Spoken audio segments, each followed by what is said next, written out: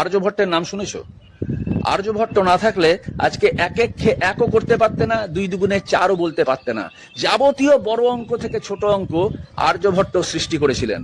তৃতীয়ত শোনো, একে চন্দ্র, দুয়ে পক্ষ, তিনে নেত্র, চারে বেদ, পাঁচে পঞ্চমান, ছয়ে ঋতু, সাতে সমুদ্র, আটে অষ্টবসু, নয়ে নবগ্রহ, দশে দিক। এই থিওরি না হলে সমাজে চলতেই পারতে না। তৃতীয়ত বলি, আচার্য জগদীশ চন্দ্র বোসের নাম নিশ্চয়ই শুনেছো, না শুনলে শুনে নাও।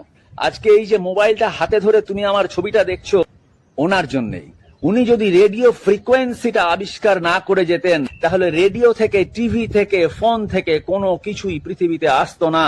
সেই তো বলি, রবীন্দ্রনাথ, বঙ্কিমচন্দ্র, শরৎচন্দ্র, জীবনানন্দ দাশ ইত্যাদি মনীষীর মতো বিখ্যাত সাহিত্যিক যদি পৃথিবীতে না আসতো, তাহলে আজকে বাংলা ভাষার মান উঠতো না। পঞ্চমত শোনো, ক্ষুদিরাম, নেতাজি, ভগৎ সিং, প্রফুল্ল চাকি, বিনয় বাদল, দীনেশ, এনারা যদি না আসতেন, ভারতবর্ষ স্বাধীন হতো না।